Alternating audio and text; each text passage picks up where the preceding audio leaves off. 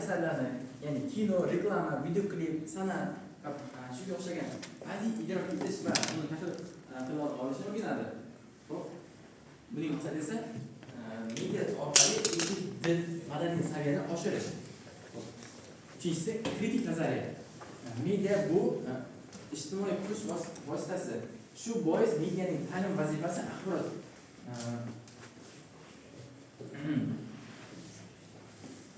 axborot manbalarini tahlil qila olish va kim nima maqsadda bu axborotni yaratganini aniqlashdir.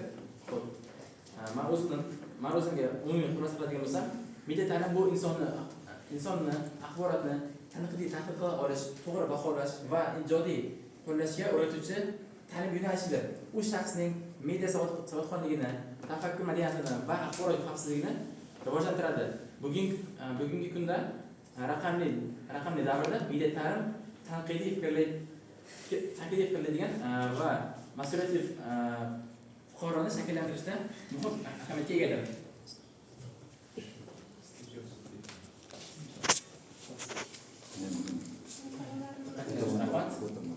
Agar savollar bo'lsa, tushunarli bo'lsa, bemalol.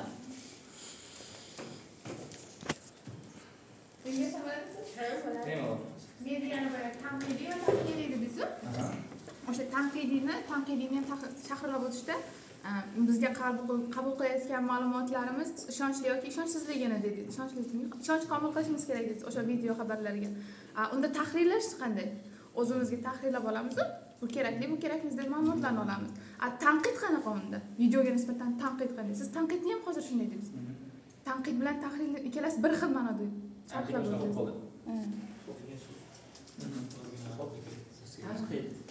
Tanqid qaysidir holatni o'z nima edi? Fikr berish jihatdan uni qabul qila olish jarayoni va unda qaysidir holatda sizga to'g'ri kelmasligi mumkin.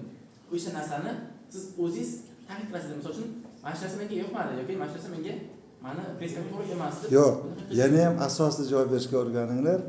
Tanqid qilinadigan obyekt savol to'g'ri beryapti. Tahlil bu xulosa chiqarish.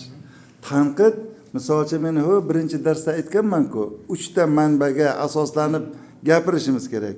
Masalan, deylik, konstitutsiyaviy tuzumga qarshi, zid keladigan, aytaylik bittasi video tayyorladi. Uni tanqid qilishga haqlimizmi? Haqlimiz. Yoki insonning sha'niga, shaxsiga, milliy, irqiy adovat qo'zg'aydigan holatlar bo'lsa, unga keskin tanqid bildiramizmi? Ana shu masalani farqlab aytib bering deyapti. Menimcha hozir o'z javobim to'g'ri chiqdi. To'g'rimi, qizim? Yaxshi, yana kimda savol bor?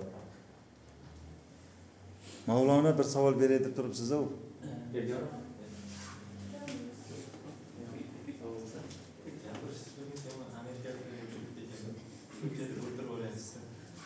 Ha.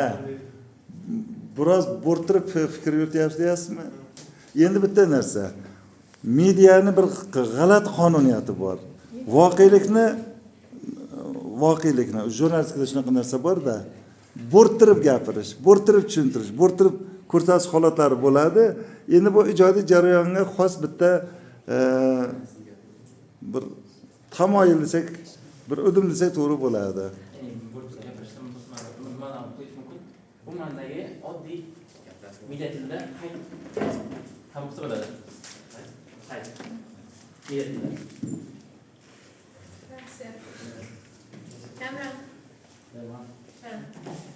Qani Kamronbekdan ham eshitamiz. Kim? Ha, Shabonbek, marhamat.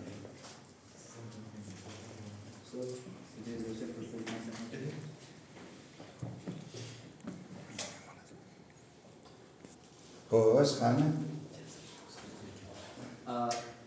Matematikada mavjud etgan vaqtimda shu narsani ko'rdim. Mavjud etganda bitta narsaga boshlangiz ketdi.